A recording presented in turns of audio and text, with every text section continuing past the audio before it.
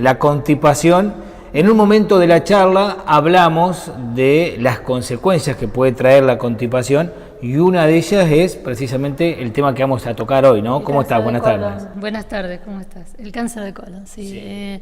No es que todo el mundo que sea constipado obligatoriamente va a tener cáncer de colon, ¿no es cierto? Pero las toxinas que no se eliminan dentro de la luz intestinal y que van irritando la mucosa intestinal y que va haciendo que digamos, las células que normalmente son cilíndricas, larguitas, con vellosidades, se vayan aplanando y haciéndose más duras justamente para evitar la agresión que implica las toxinas en el colon, hacen que haya una transformación del epitelio, y esa transformación del epitelio puede generar en un pólipo y después de muchos años, pues ahora lo vamos a hablar, en un cáncer de colon.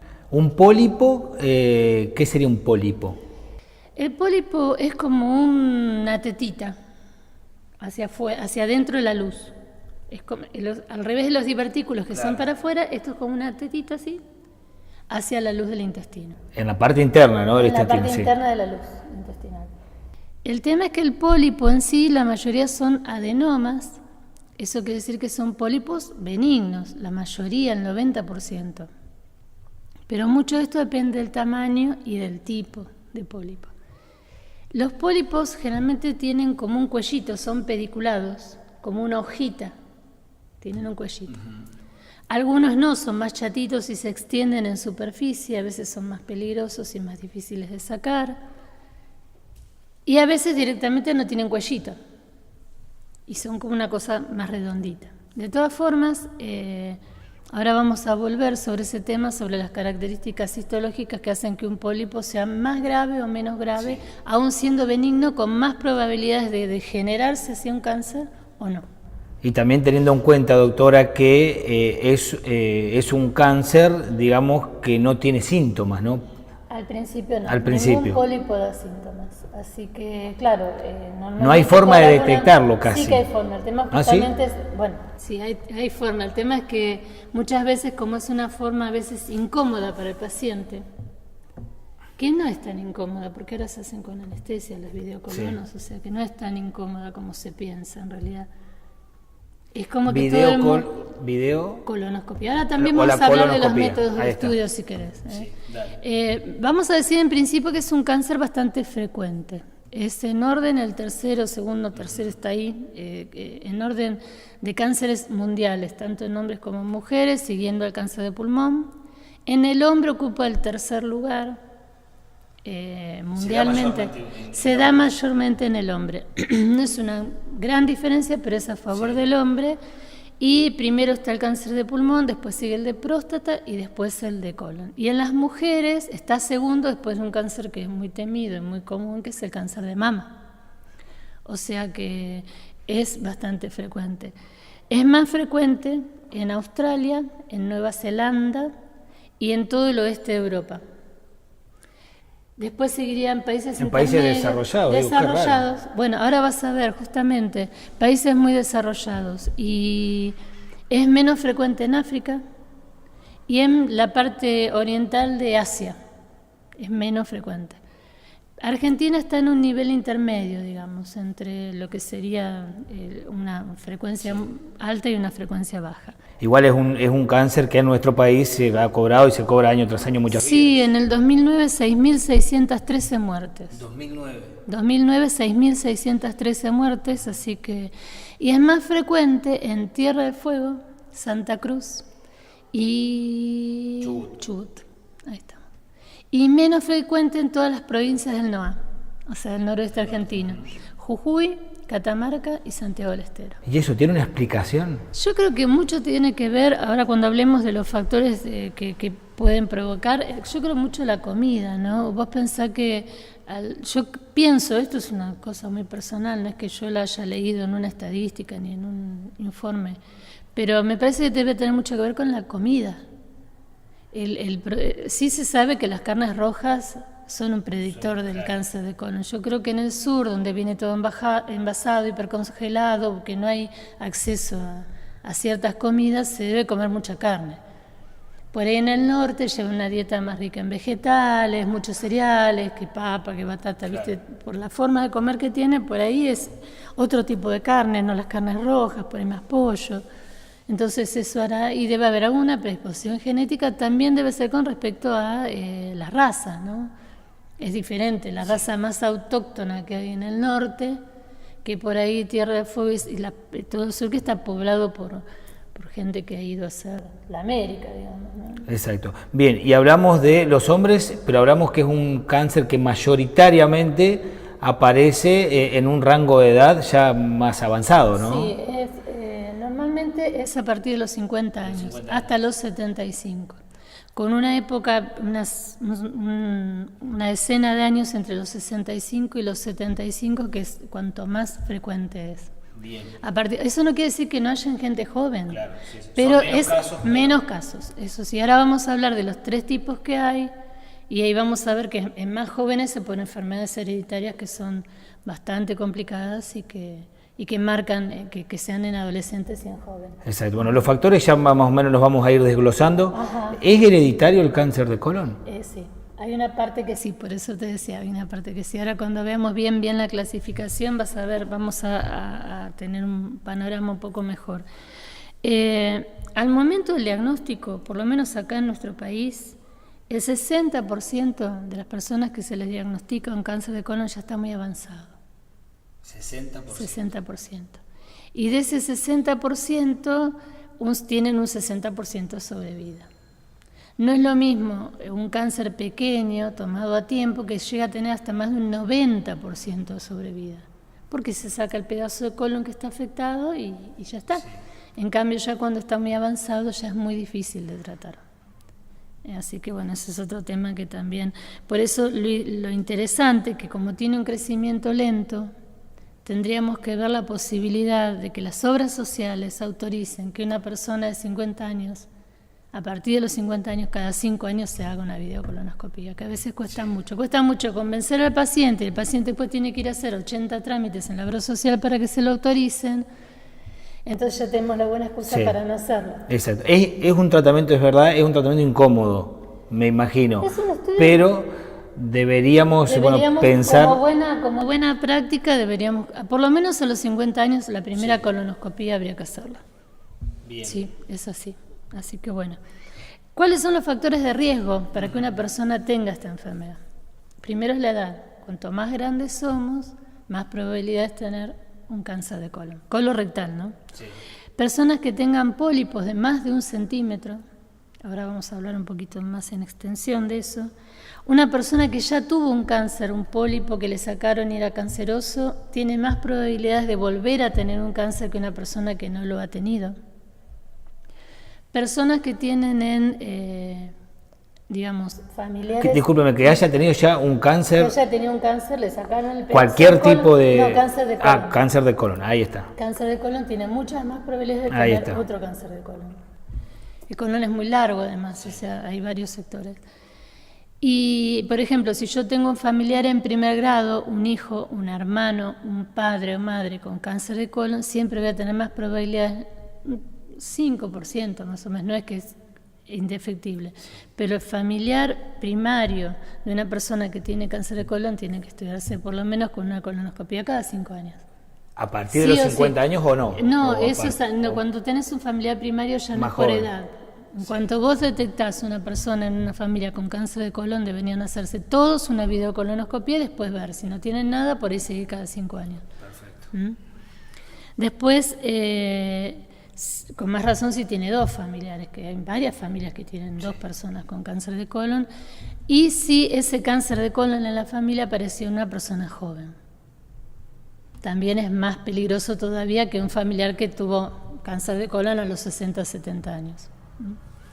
Y después hay 2 enfermedades, la enfermedad de Crohn y la colitis ulcerosa, que tienen más predisposición a tener cáncer de colon porque es una enfermedad inflamatoria de la mucosa, entonces evidentemente esa inflamación a la larga puede traer... yo aprovecharía hacer un pequeño paréntesis y explicar cuál es la génesis de un cáncer. O sea, ¿por qué se forma un cáncer? Ya sea un pólipo, un cáncer de colon, un cáncer en un bronquio, el cáncer de cuello de útero. siempre hay una base genética, donde uno tiene la predisposición. Pero si yo a un tejido que tiene un determinado epitelio, que puede ser el que sea porque es para determinada función, ya sea, depende del órgano en que esté, yo lo agredo. Por ejemplo, vamos a poner otro ejemplo, el esófago. Yo tomo bebidas muy calientes, fumo, tomo alcohol.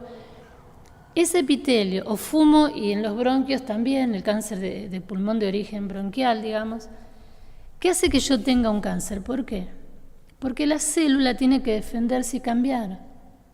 Tiene que cambiar de alguna manera para defenderse de esa agresión. Entonces ya no tiene la función específica de hacer lo que tiene que hacer, sino que empieza a ponerse más dura. Por ahí era cilíndrica y se hace cuadradita, cúbica, y después de cúbica pasa a una célula plana en varias capas porque quiere tratar de proteger esa agresión que tiene. A la larga, esos cambios histológicos en la célula hacen que de pronto una célula empiece a dividirse de una manera normal, y hay un fenómeno que hasta ya hace unos años está en estudio, que es la apoptosis. Todo tejido tiene un programa hecho por los genes, donde dice, bueno, un glóbulo rojo vive 120 días, esta célula vive un mes, esta célula vive tanto. Después de determinado tiempo, esa célula tiene que morir. En el caso de este fenómeno, esa muerte programada está alterada y no se mueren.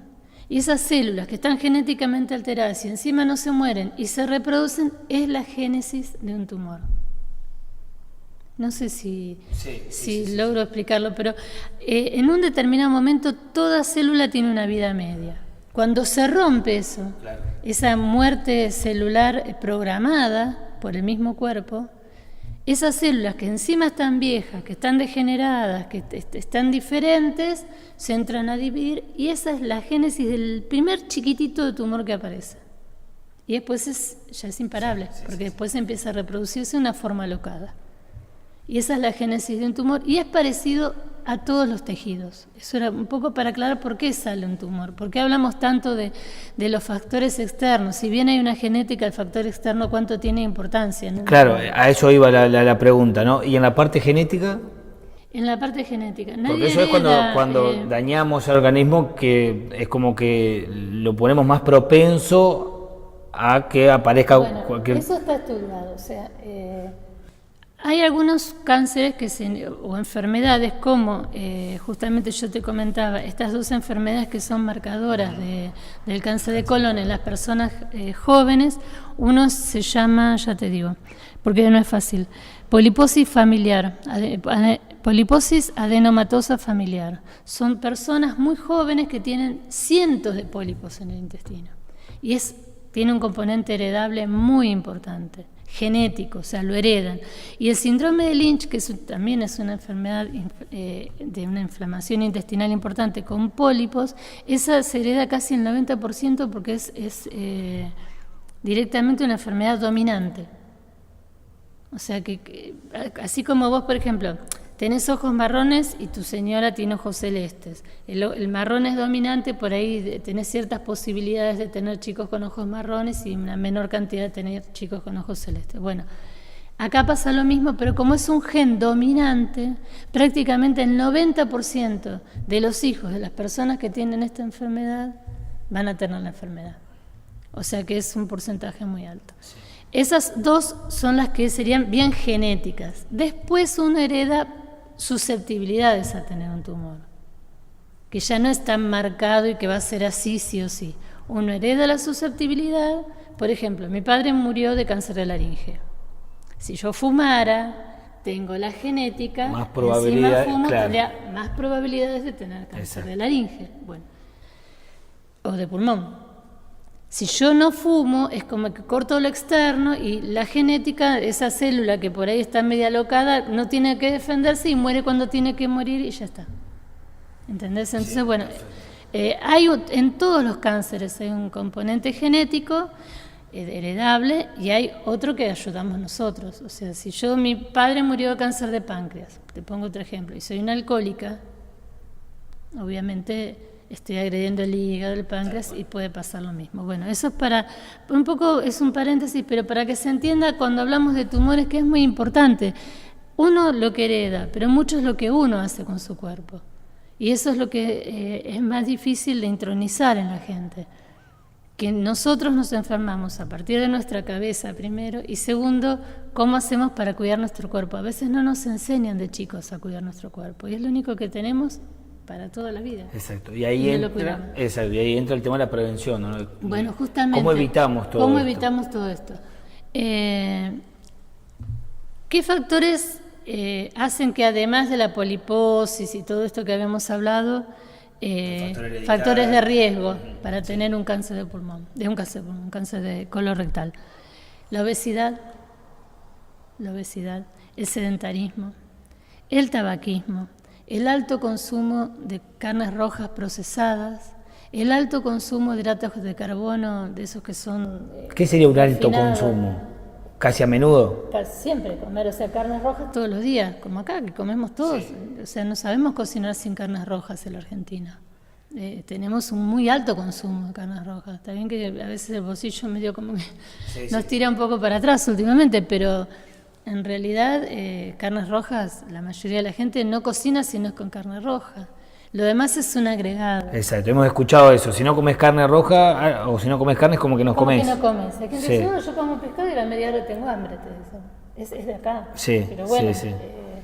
Pues las calorías son las mismas, lo que te llena es lo mismo, pero bueno, evidentemente tenemos un problema con la carne roja. Y porque justamente la carne roja en el colon se elimina por putrefacción. Y los hidratos de carbono muy refinados, como el azúcar y los postres y todo eso también, porque se eliminan por fermentación, uno en un colon y el otro en la otra parte del colon. O sea que todo ese tipo de residuo que es por fermentación o por putrefacción trae muchos residuos tóxicos que deberían ser eliminados. Y al no ser eliminados van lastimando la mucosa y arrancamos de vuelta con el problema. El alcohol también es otro factor que puede intervenir en el cáncer colorectal. Y bueno, después tenemos factores que lo disminuyen. El ejercicio físico, hablamos siempre de lo mismo, una buena dieta variada. Una vida saludable con ejercicio, sí. Es bueno para todo. La ingesta moderada o alta de leche y sus derivados, el yogur, los lácteos, ayudan a prevenir. Y está medio como en discusión una dieta rica en fibras. O sea, en realidad se hicieron muchos estudios y no hubo una gran diferencia entre la posibilidad de tener un cáncer de colon comiendo mucha fibra o no.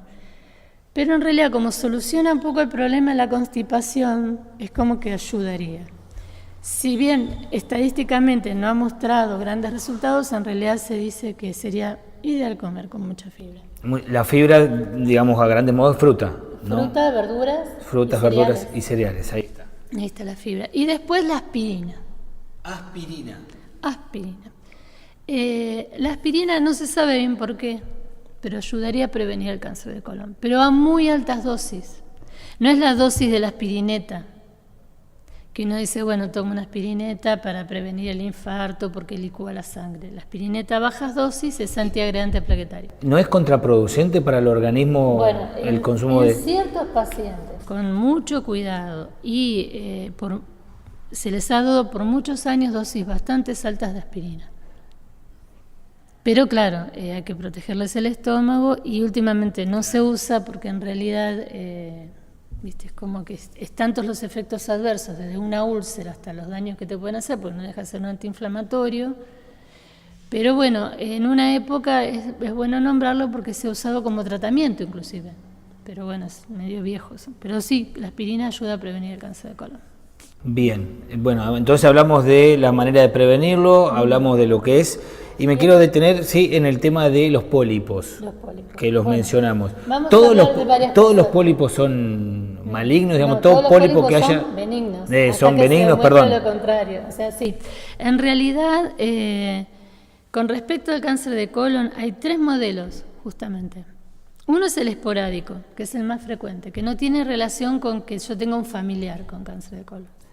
Después están esas hereditarias raras que habíamos dicho, el síndrome de Lynch, la polipo... Me quiero detener un segundo en el anterior, el que mencionó el esporádico. uno llevando una vida saludable, sin tener factor hereditario, ¿es imposible? No es imposible, nunca es imposible. Puede aparecer igual. Puede aparecer se igual, debe dar por en muy supuesto, poco muy porcentaje. poco porcentaje. Sí. Y después está el otro, que es el familiar, que es un 20-25% de los casos donde uno hereda la predisposición. Y puede aparecer, entonces sí. Y con respecto a por qué un adenoma, un pólipo, se transforma en un carcinoma o en un cáncer. Bueno, se supone que los pólipos que miden menos de 1 centímetro, el 90% son benignos. Menos de 1 centímetro. Menos de 1 centímetro, Es una cosita así. Sí. Si el pólipo está entre 1 y 2 centímetros, ya tiene un 50% o más, ¿no? De 2 centímetros de desarrollar un cáncer. Fíjate que de un porcentaje muy bajo, que es el 1-2%, pasar al 50% de probabilidad de tener cáncer.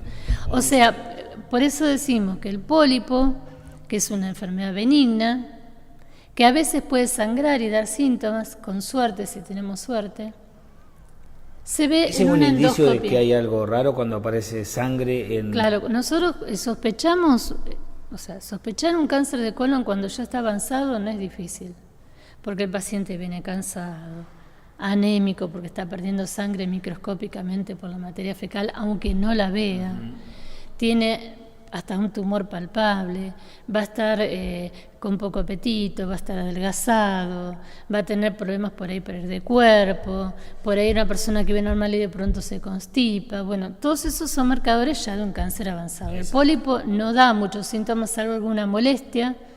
Yo tuve muchos pacientes que los mandé a hacer la videocolonia, tenían un pólipo chiquitito y se lo sacaron y ya está, y era benigno y tenían malestar.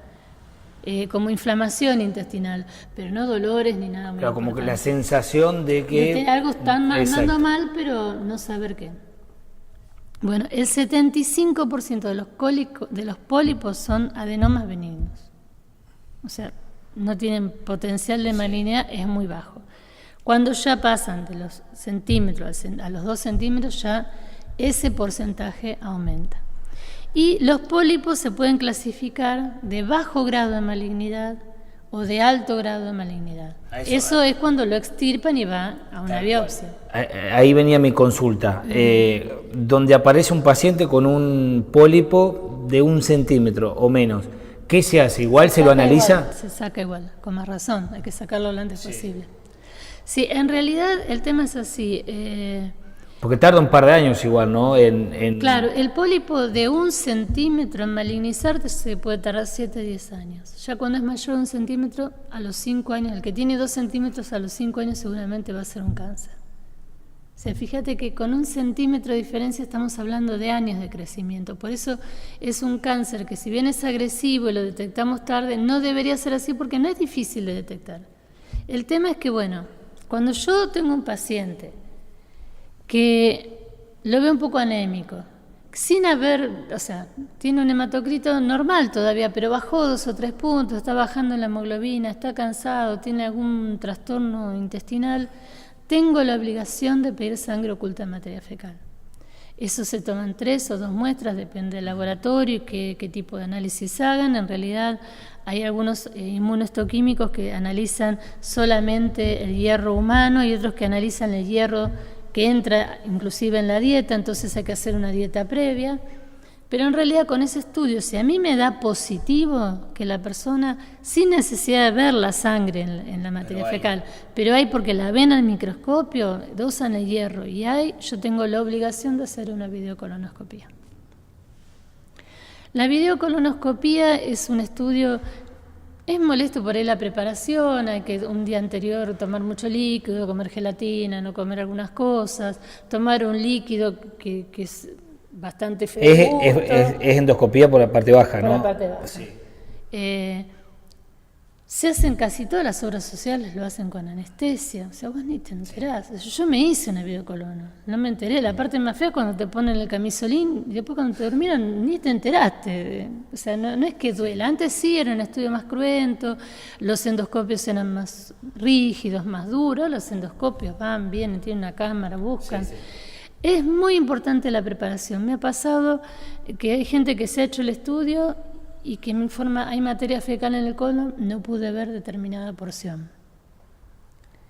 Entonces, sí es muy importante, ese líquido que uno toma, que es muy molesto, que salís corriendo al baño porque te limpia todo el colon de caca. Si vos querés entrar con una máquina, una cámara, en un lugar donde está manchado de barro, no vas a ver nada. Bueno, en el colon pasa lo mismo. Vos tenés que entrar con un intestino limpio. Por eso te dan lo que vulgarmente la gente tiene una purga. Es molesto, yo no digo que no, pero es una vez cada 5 años, de últimas. Sí. O sea, tomás un líquido, te quedas en tu casa, vas al baño corriendo, porque tenés que salir corriendo literalmente al baño, se te limpia todo el intestino, te ponen un tubo y te estudian.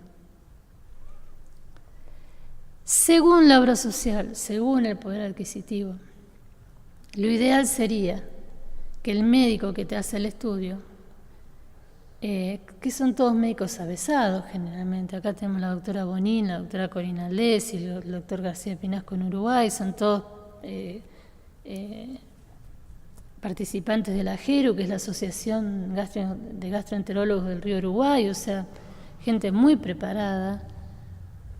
Lo ideal sería a veces que uno pudiera decirle, mira, si encontrás el pólipo, sacalo.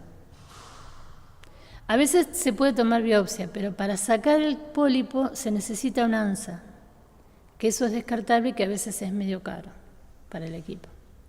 Lo ideal sería que ya que te hacen el estudio, si lo ven, en vez de biopsiarlo, directamente lo saquen, si pueden sacarlo. Sí. Por supuesto que si el pólipo tiene más de 2 centímetros y no tiene ese pedículo, ese cuellito, a veces hay que sacarlo ya directamente por cirugía, porque no alcanzás a sacarlo sobre todo si es un tumor extendido, ¿no? O sea, no podés sacar con ese ANSA. Claro, es una ANSA que usan ellos, todo, un pedazo. Sí. Entonces, bueno, pero si es un pólipo chiquito, la idea sería que ya te lo saquen. Normalmente, según las obras sociales, ya te vuelvo a repetir, se hace el estudio y después se programa una polipeptomía, que es después sacar el pólipo directamente. O sea, lo ideal sería eso. Si uno pudiera decir, mira, si vos ves un pólipo, sacalo. ¿Y hay posibilidades, una vez extirpado, de que vuelva? Ahí volvemos a eso. Bueno, el pólipo, ese mismo tal vez no, pero tenés la predisposición a hacer otro pólipo. Hay gente que tiene 2 o 3, y en una polipeptomía le sacan los 2 o 3 pólipos, los remiten a biopsia y por ahí son todos buenos. O sea, sin necesidad que sean malignos, exacto. ¿Me entendés? La vida es normal después de esa persona. Totalmente. Sí, con las preventas de decir, bueno, no comas mucha carne, exacto. Ese tipo de cosas, no te constipes, come con fibra, no comas tal cosa, haz ejercicio. Pero bueno, la idea sería que ustedes sepan que después hay una histología, por supuesto eso va a anatomía patológica, y los pólipos pueden ser tubulares, tubulovellosos o vellosos, eso les da cierto grado mayor o menor de malignidad. Después ahí mismo se ve cuántas divisiones mitóticas tiene cada célula, a ver si hay muchas células si en vez de ser todas células, digamos, qué porcentaje de células benignas y cuántas malignas, como para darte cuenta realmente qué grado de agresividad tiene el tumor. Pero normalmente, ya les digo, haciéndose una endoscopía cada 5 años estamos cubiertos del cáncer de colorectal. El tema es que si yo tengo un pólipo, para que se forme otro de 1 centímetro, por ahí en 3 años ya se forma otro de 1 centímetro. Entonces lo que se hace, el que ya tuvo pólipos, en vez de hacerse cada 5 años, hacerlo cada 3. Lo mismo el que ya tuvo un pólipo que estaba, digamos, degenerado, digamos, en un cáncer. O sea, ya los estudios son más frecuentes en el que tiene el antecedente. Ahora, si yo no tengo nada, me hago una colonoscopía y no tengo nada, recién me tengo que hacer otra a los 5 años. O sea, no es tan embromado como para decir, bueno, no lo hago. Y se hace normalmente como buena práctica hasta los 75 años. Después de los 75 no, porque disminuye el porcentaje de cáncer colorectal, y ya a los 75 años, hasta que yo genere un cáncer, van a pasar 10 años, lo más probable es que esté muerto. O sea, sí. No me va a cambiar, digamos, el diagnóstico. Sí en una persona de 50 años. ¿Sí? Entonces la recomendación, doctora, sería, aparte, como decimos siempre, la vida saludable, del ejercicio, de la alimentación saludable, después de los 50 años o a partir de los 50 años, si no tenemos ningún síntoma hereditario o no hay síntomas, a partir de los 50 años. Y después el tratamiento, vamos a hablar como... Ajá. El tratamiento, lo ideal, cuando uno le dicen que uno tiene un pólipo maligno, tiene un cáncer colorectal, es el tratamiento quirúrgico. La colectomía, se saca el pedazo de intestino grueso que está mal. Eso nos da muchas chances de curación. Sí. El tema es que los tumores normalmente pueden estar invadiendo la zona del propio órgano, o sea, haber pasado a la parte muscular, a la parte serosa, no solamente la mucosa, y de ahí irse a órganos vecinos. Habíamos hablado el otro día de los vecinos de la pelvis, que la pelvis era un órgano complejo. Muchos cánceres de recto hacen fístulas a piel, hacen fístulas a vejiga, o invaden la vejiga, o invaden órganos vecinos, o invaden la próstata. Entonces se hace ahí todo un matete bastante importante, que eso ya no da posibilidades quirúrgicas. Cuando el tumor es grande, que no tiene muchas posibilidades quirúrgicas, pero no invadió muchos órganos vecinos, a veces lo que se hace es una quimioterapia, se llama de neoadyuvancia, no importa el término, que es intentar achicar el tumor con quimioterapia para después extirparlo. Y si eso no se puede hacer porque no están las chances dadas o no se achicó como pensábamos que se iba a achicar, se puede hacer quimioterapia y se pueden hacer rayos. Lo ideal es que nos den la posibilidad de tratamiento quirúrgico, aunque a veces hay que estar un tiempo con colostomía, con la bolsita, después se vuelve a unir si está muy inflamada la zona, a veces no, directamente hacen la calectomía y ya está, eso depende del cirujano y de ver con qué se encuentra cuando abre. Pero bueno, lo ideal es el tratamiento quirúrgico.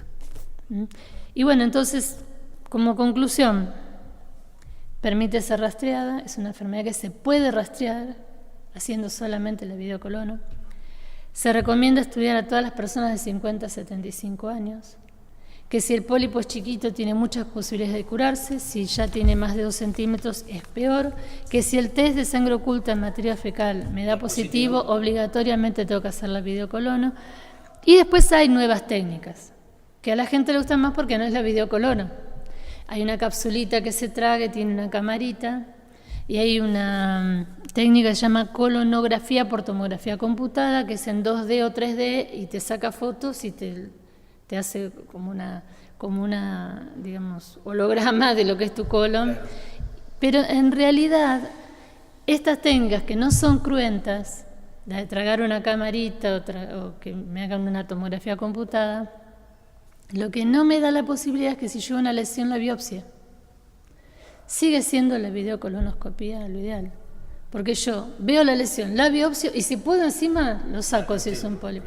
O sea, sigue siendo, yo entiendo que nadie quiere hacérselo, es como el hombre con el tacto rectal y la próstata. Pero en el cáncer de próstata no supera a una ecografía el tacto rectal hecho por una persona que sabe, por un urólogo.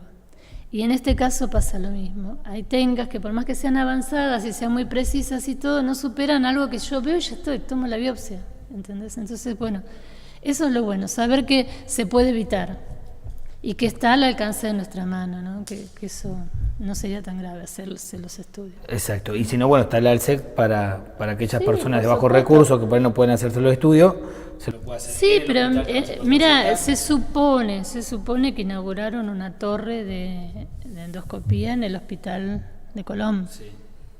No sé si funciona o cada cuánto funciona. En realidad lo que habría que apuntar es a eso, que el que no tiene obra social, que ya luchar con la obra social es bastante difícil para que te la autorice la colonoscopía, que hay que poner, bueno, agrandarlo un poquito a veces el diagnóstico, hablando entre nosotros, que no es entre nosotros. Pero bueno, la idea sería que todo el mundo tuviera acceso a hacer una colonoscopía. Lo que pasa es que es un estudio que es caro, el que tiene un equipo, que lo compró, no reditúa en años lo que sale un equipo de colonoscopía. En lo particular, entonces necesita hacerlo de forma particular. Y las asas, esas que yo te digo que son para hacer la polipectomía, son caras, son importadas, es a precio dólar, hablando del dólar y todo eso, o sea, no es fácil. Por eso sería un estudio que, bueno, todo el mundo debería tener acceso de alguna manera. El problema es cómo hacemos, ¿no? Que no, eso no es tan fácil. Exacto. Doctora, muy amable. No, al contrario, gracias a vos. Nos vemos la semana que viene. Nos vemos la semana que viene.